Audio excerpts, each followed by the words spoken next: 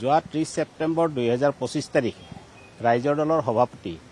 অখিল গগৈ ডাঙৰীয়াই এখন প্ৰতিবাদী কাৰ্যসূচী ৰূপায়ণ কৰে জুবিন গাৰ্গৰ হত্যাৰ তদন্ত বিচাৰি আৰু সেই প্ৰতিবাদী কাৰ্যসূচীত তেওঁ জুবিন গাৰ্গৰ হত্যাৰ ন্যায়িক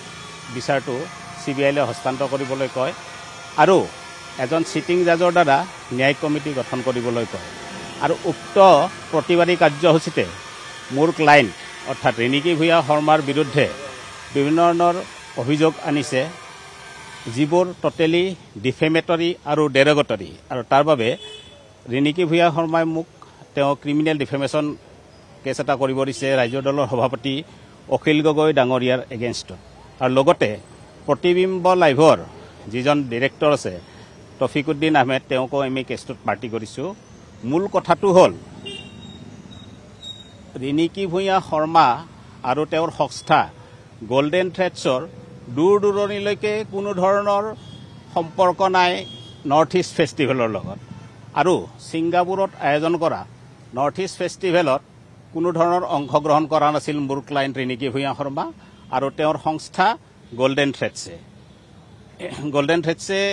কোনো ধৰণৰ অংশগ্ৰহণ কৰা নাছিল আৰু সেইবাবে তেওঁ এই কেছটো ৰুজু কৰিছে আৰু যিদিনাখন জুবিন গাৰ্গৰ মৃত্যু হৈছিল সেইদিনাখন ৰিণিকী ভূঞা শৰ্মা আৰু তেওঁৰ স্বামী অৰ্থাৎ অসমৰ মুখ্যমন্ত্ৰী হিমন্ত বিশ্ব শৰ্মা ডাঙৰীয়া গৰিমা গাৰ্গৰ ঘৰত গৈ উপস্থিত হৈছিল আৰু তেওঁ সমবেদনা জ্ঞাপন কৰিছিল গতিকে মূল কথাটো হ'ল যে ৰিণিকী ভূঞা শৰ্মা আৰু গোল্ডেন থ্ৰেডছৰ দূৰ দূৰণিলৈকে নৰ্থ ইষ্ট ফেষ্টিভেলৰ কোনো সম্পৰ্ক নাছিল আৰু যদি পৰৱৰ্তী সময়ত কোনোবাই এনেধৰণৰ ছ'চিয়েল মিডিয়াত বা কোনো কটু মন্তব্য কৰে লুৰিণজ্যোতি গগৈৰ লগতে আৰু বিভিন্নজনৰ এগেইনষ্টত আমি ক্ৰিমিনেল ডিফেমেশ্যন কেছ কৰাৰ কাৰণে ইনষ্ট্ৰাকশ্যন আছে মোৰ হাতত এইখিনিয়ে ক'বলৈ আৰু কেছ আজি ৰুজু কৰা কেছটোৰ কেছ নম্বৰ হ'ল CR কেছ নম্বৰ 502/2025 শ্ৰীমতী ৰিণিকী ভূঞা শৰ্মা কমপ্লেইনেণ্ট ভাৰ্চেছ শ্ৰী অখিল গগৈ আৰু প্ৰতিবিম্ব লাইভ আৰু শ্ৰী তফিকুদ্দিন আহমেদ একিউজ পাৰ্চন হিচাপে কৰা হৈছে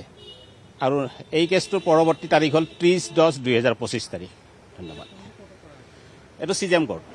CJM Kamrup metro' criminal defamation আপুনি বিচৰা বাতৰি পাব কেৱল নিউজ 18 এপত নিউজ 18 এপ ডাউনলোড কৰিবলৈ স্কেন কৰক এই QR কোড গুগল প্লে ষ্টৰতো পাব এই নিউজ 18 এপ